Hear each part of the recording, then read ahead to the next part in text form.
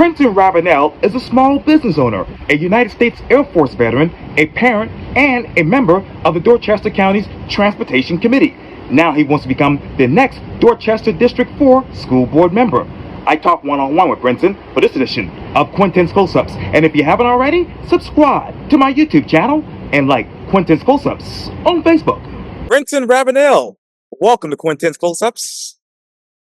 Yes, sir. Thank you. Thank you. Glad to be here. Oh, I appreciate it greatly. Needless to say, you are a proud small business owner, a dedicated United States Air Force veteran. You are also the father of a 6-year-old who attends public school. And I know that you currently serve with the residents of Dorchester County by chairing the county's Transportation Committee. And as a matter of fact, speaking of serving the public, you also want to serve the public via education, obviously, because now you're a candidate for Dorchester District 4. So tell me, Mr. Ravenell, why the Dorchester District 4 School Board? Why now?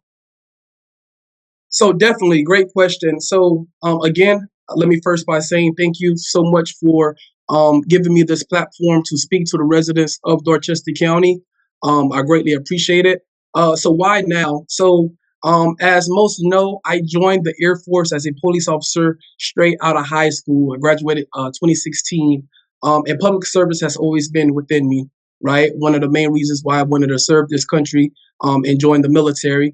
And so, as I was in the military, I also was appointed to different positions within the community, just trying to help out wherever the military landed me at. Most notably, I served on the Nebraska's Foster Care Review Board, where I had the opportunity to actually look at education for the first time in my career. Right, not only adjudication, but also trying to ensure that the educators and the counselors within certain and specific school districts adhere and just ensure the school transition for students, especially educational wise, right? So when I came back home last year, I looked at our current situation regarding the school board and looking at the school district.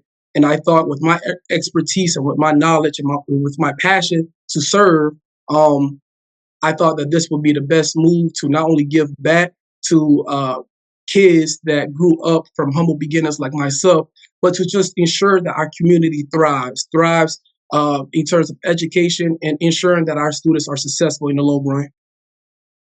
What is the state of education in Dorchester District 4? So right now, that's a great question. Right now, I'll try to stay on the great side of things, having this interview, but I would say my personal opinion, there's a lot of lacking, right? Especially in terms of transparency.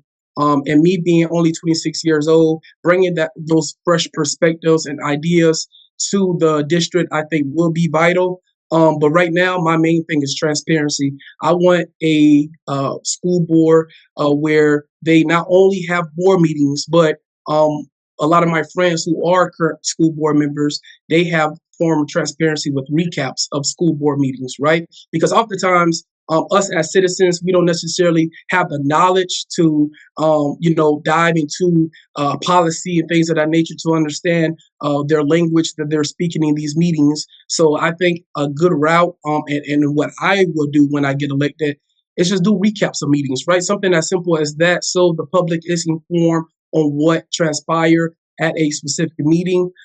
So to answer your question and to sum that question up, I would say really they're lacking with transparency between the community and the school district.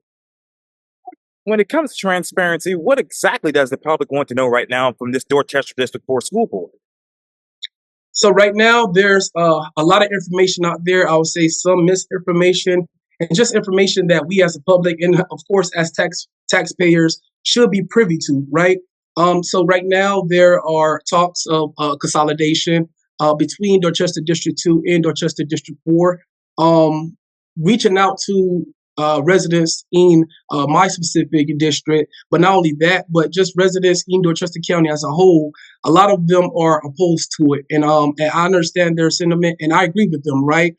Because school consolidation, sole purpose is to ensure that the education is still being handed down to our scholars in dwindling or decreasing numbers of scholars, right? Whereas in our district, and specifically in our area, it's quite the opposite. We're thriving, right? We have Volvo, we have Sam's Club, we have all these different outside organizations and big businesses that's bringing a lot of revenue, but not only that, comes people, right?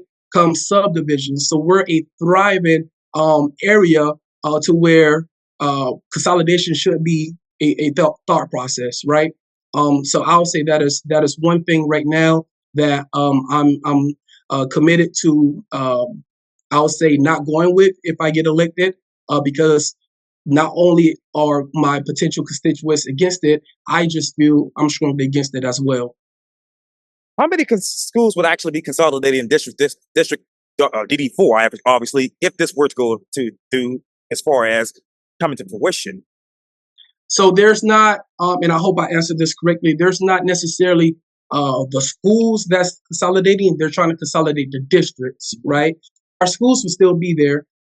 They're trying to consolidate the districts, and still, case in point, I just don't know why, because we are a thriving area.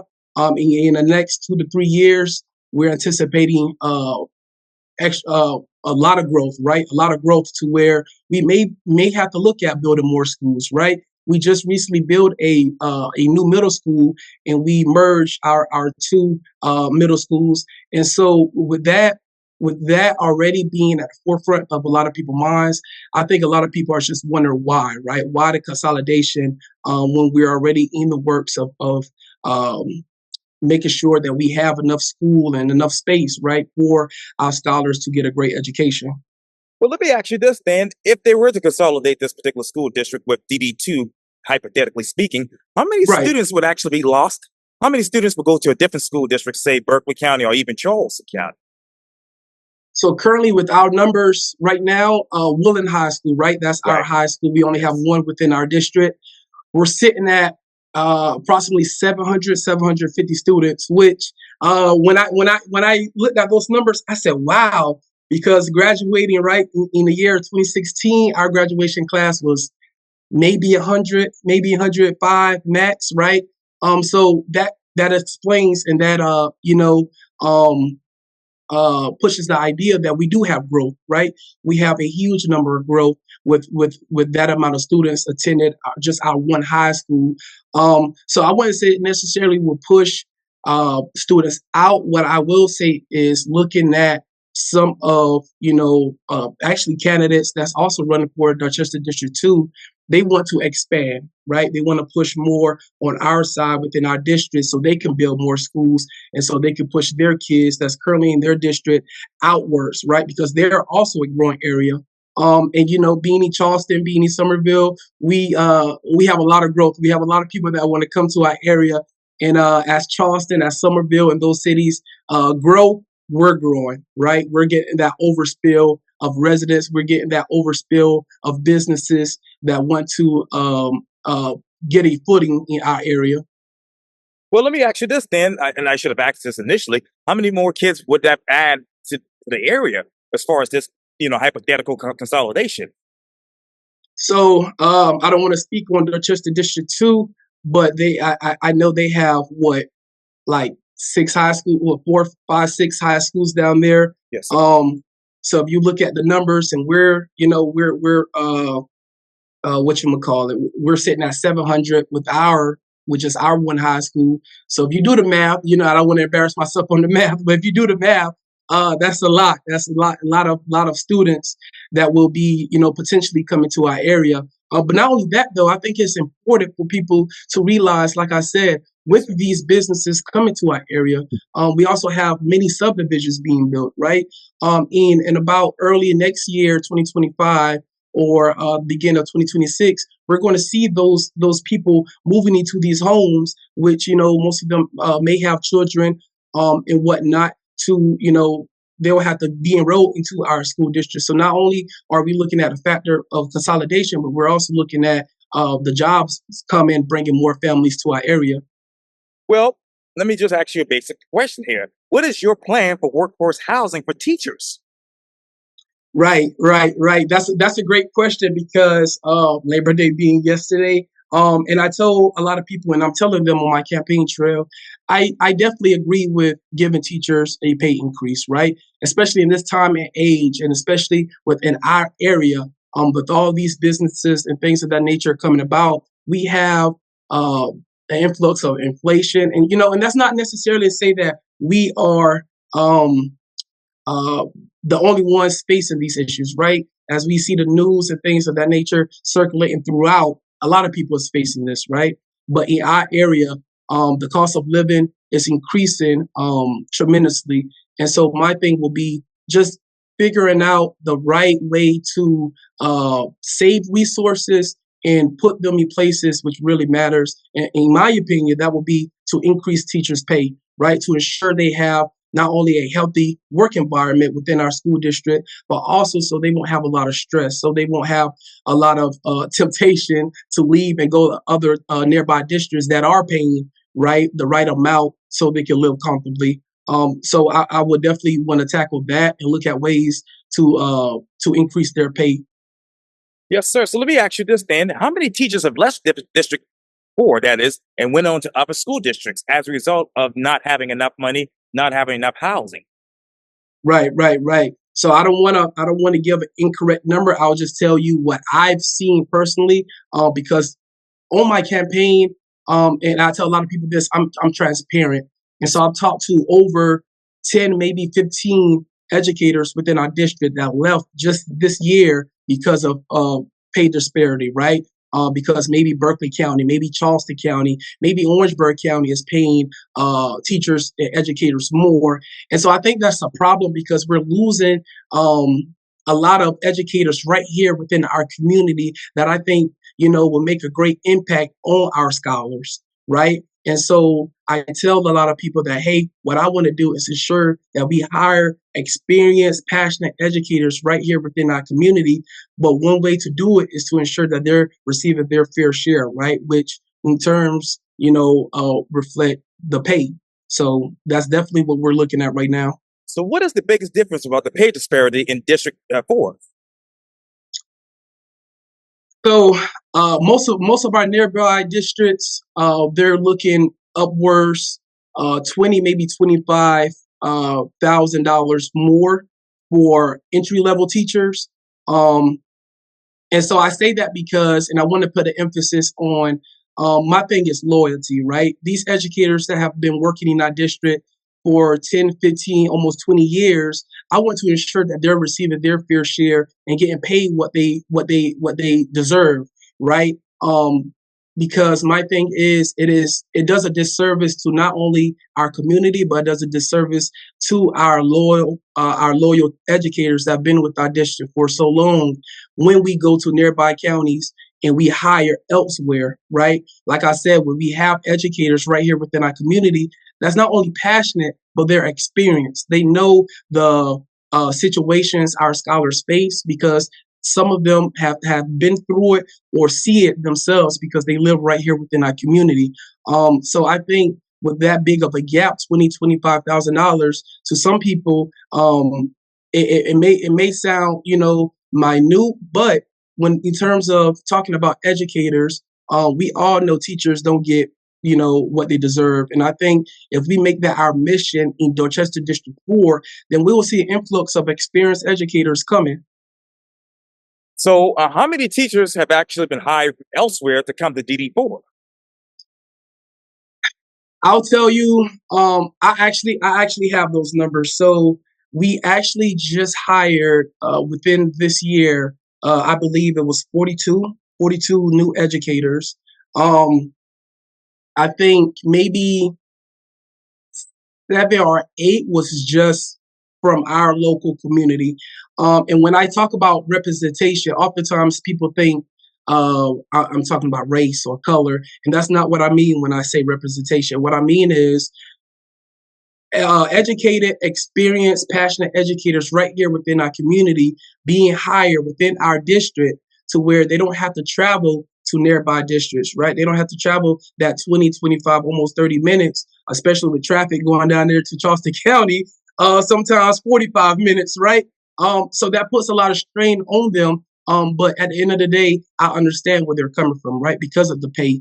And I don't fault them for that. My thing coming in here, if I get elected, is just ensure that all of those hoops and all of those obstacles that are in their way gets dismantled, right? So they can work comfortably, live comfortably, but not only that, ensure that our scholars go off and be successful. Let me ask you this.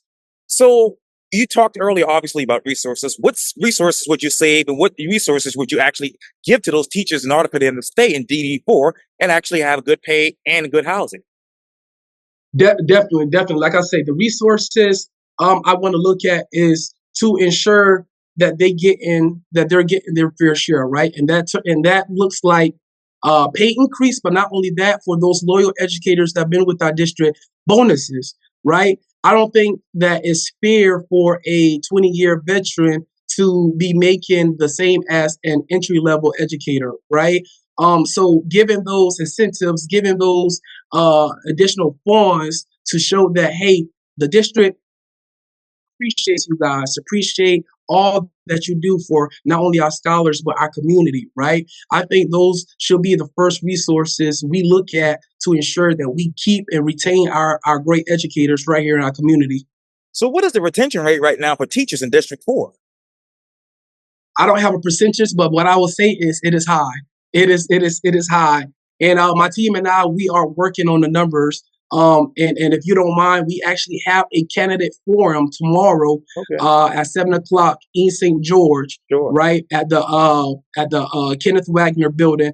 And there, I anticipate that we will have the numbers to present to the public to show them that not only is our community hurting, but our students, our teachers are hurting because of the actions by our current school board. I want to get back to that in just a second, but you talk about those additional funds. Where exactly would you get those from for those teachers? Right, and that's a great question. That's a great question. My thing is being back home. Like I said, I got home last summer, and actually being involved in the school system and talking to educators and looking at the numbers and looking at the positions in which our district is hiring individuals. There is a lack of better terms, a lot of obsolete positions that they are placing people in. Right.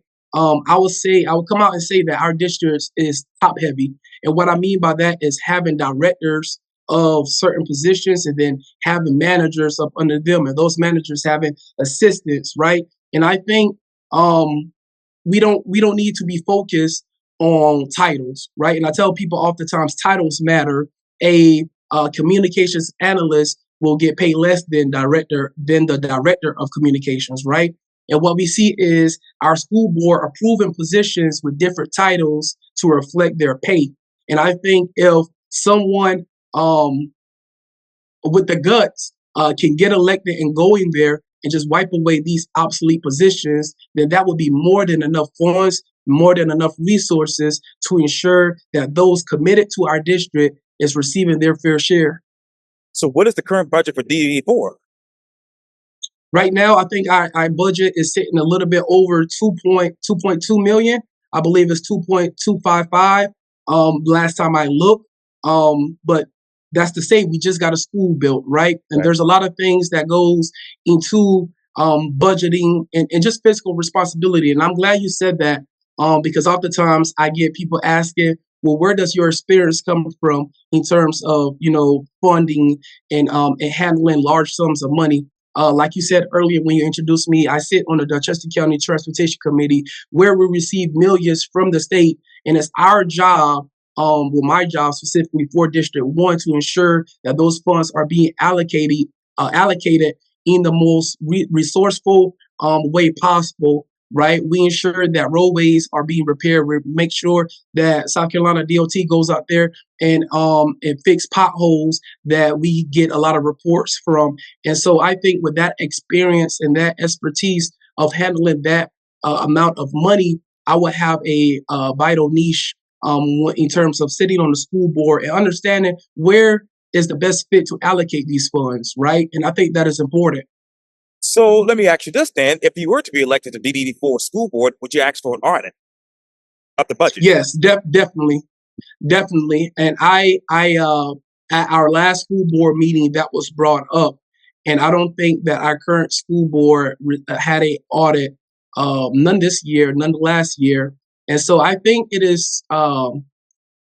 I want to choose my words wisely, but I think it's asinine that uh, they aren't committed at making sure our funds are spent um, in the right way, in the right fashion, but on the right things, right? So most definitely to answer your question, I would definitely request an audit just to ensure, right, that not only am I being transparent to the public, but just ensuring that those resources allocated in the right places. So how many positions would you eliminate to get free up money for teachers? I have no idea. I don't want to speak on that yet because I'm not on the board to actually understand and to have and to be privy, right, to that information of obsolete positions. But what I see on the outside, right, I can only speak as a citizen of Dorchester, South Carolina right now. On the outside, I've seen several positions that if eliminated, our district can definitely still move in the right direction. The wheels of our district can still be turning without those positions. And I know earlier, Mr. Ravenell, you spoke obviously about bringing more experienced teachers into Dorchester District 4. So let me Yes, ask we you need them. this. Yes, sir. So let me ask you this. What are the average years of experience for a teacher, say, at Harleyville Elementary? So average, I'll say time is we're hiring a lot of first year teachers, first, second, maybe third year teachers, and I have no problem with that, right? I think that if you are from our community, you go off to do great things, right? One of the best jobs that I think is going to educate our future citizens of our society, right? And if you would like to come back home to our community and give back to educate the scholars here in your own community, I have no problem with that, right? What I do have a problem with is what I mentioned earlier is those teachers coming in second, third year teachers making as much as our 15, 20-year veterans, right? I think that's not only a slap in the face to them, but it's a slap in the face to our community saying that, hey, we don't care if you guys are loyal to us. We don't care if you guys support us. Uh, we're just going to do what we want to, right? And I think that is the wrong message to send to our community, but not only them, our educators. So going back, what's the average year of a teacher in District DD4? Is it 15 years? Is it 20 years? Oh, we have a lot. We have.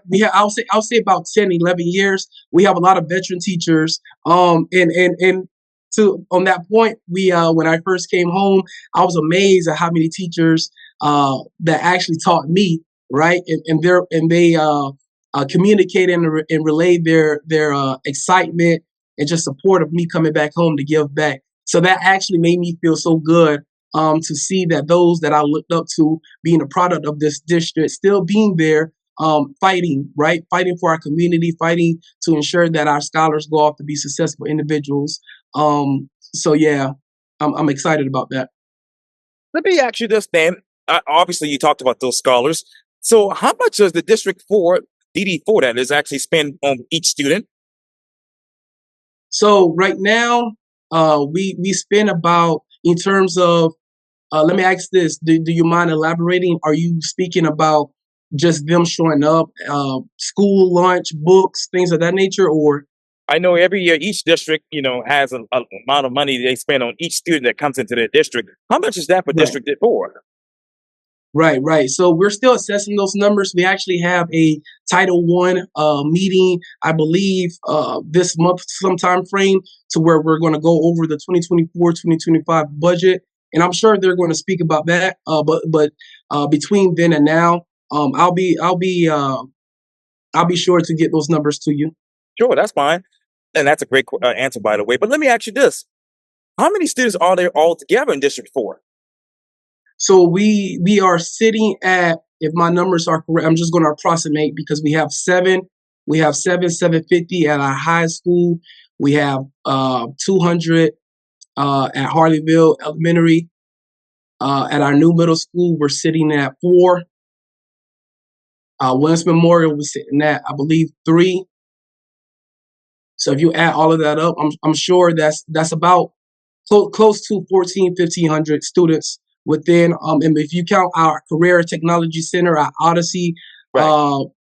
Education Center as well, I Yes. would say 1,500. Yes, sir. Wow. So let me ask you this, Dan. What are the top three schools right now in District 4? You gonna make somebody get mad with me, man, saying that. Are you talking about in terms of academics? Are you talking about just school spirit? Yeah. Let's talk about academics because I have a lot of questions in regards to test scores coming up. So, what are the top three schools in District 4 right now? I'll be honest with you, man. We're not privy to that information right now in terms of test scores and where the schools are being ranked. But that is something that I look forward to actually going over and looking at those numbers, especially with test scores, right? I think it's important for because not only and just excuse me, but I think it is a problem that we have a lot of scholars not reading on their grade level, right? And we see that not only with our district, but we see that nationwide, right? So just bridging the gap between the community and the district, like I said, I would love to do. That's what I'm running on. To bring in organizations that's right here in our community to tutor kids, right? We have a lot of great organizations and nonprofits that have no problem coming into our schools to ensure that our kids are up to par with their reading, with their math, with their social sciences and things of that nature. So just to answer your question, I don't have that information, but that is something I'm looking forward to, definitely. So, let me ask you this, Dan. What is the reading and math proficiency at Clay Hill Elementary? Currently, I do not have that information. But let me ask you this, Dan. What is that particular gap that you just mentioned that you want to bridge? Is it academic? Is it minority gaps? What is it exactly? So I would definitely say academic, and I would say representation in the forms of what I've realized is that our students in our community, they work better, they feel better when they know that people actually care. And a lot of times, our students feel that way when they see people that they know, right? So bridging that gap between the community and the district, what I envision that as is bringing in these nonprofits, right? One of them being Youngpreneur Academy in our area that wants to just come into our schools and ensure that our students are not only being taught about, STEM and things of that nature, are going to the Career Technology Center, getting a certificate in welding and home health care, things of that nature, but to give them another outlet of entrepreneurship, right? And I think once we allow these organizations to come in to open the minds of our scholars, then I think that will be placing us in a better direction in terms of academics, in terms of that representation that I'm talking about. So, in District 4, Mr. Ravenell, let me ask you this. How many students are actually currently participating, that is, in STEM or STEM?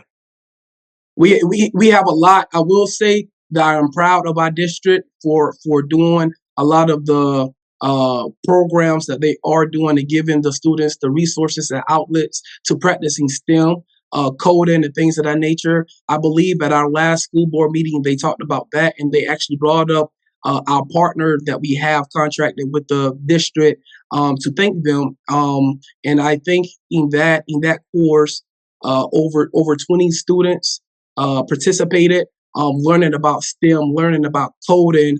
If you're familiar with Turtle and things of that nature, they so I really applaud our district for moving in that direction. What direction should they move in next when it comes to STEM or STEAM? That's what I wanted to say earlier. Oh yeah. So I think just opening up our schools, right? I think so often we are afraid to let outside people in, and but I think it's the opposite though. I think it would be great to open up the doors of our district, like I said, to ensure that these organizations come in and give our students the resources in STEAM, in STEM, in entrepreneurship, teaching them these lessons because being from, even though it's a thriving area, it's still a relatively rural, small area. And oftentimes our students aren't privy to a lot of information simply because they don't have the resources, right? And so I think once we do that and open up our doors, um, that will allow for us to get more participation, to get more community involvement, to move our school district upward. That brings me to my last question with you, Mr. Ravenell. Should the state of South Carolina make internet a utility? Yes, yes. Do you mean just before I answer this question, a necessity in terms of giving every student the potential access to internet? Is that what you're asking? Yes, sir. Should that be a part of? Should they make that a utility? Yes, yes, I'll definitely say yes. I say that because thinking about that growing up, I remember times where I came from humble beginners, right? My parents, we couldn't afford cable. We didn't have Wi-Fi, things of that nature. And so when assignments and things of that nature were due, we went to our town McDonald's, right? We were in the lobby with our computer, or we went to when it opened up the Trident Technology Center, and just to knock out our schoolwork. And I think if we give our students those types of resources, then they will feel confident, right? Going to school the next day knowing that they could do their work without any, lag, without any obstacles being thrown in their way with staying up, trying to find internet with nearby businesses and things of that nature. So I definitely agree that that should be a utility for the district. Brenson Ravenell, thank you so much for your time. And again, welcome to Quintin's Close-Ups. Thank you so much for having me. I really appreciate it. You're welcome.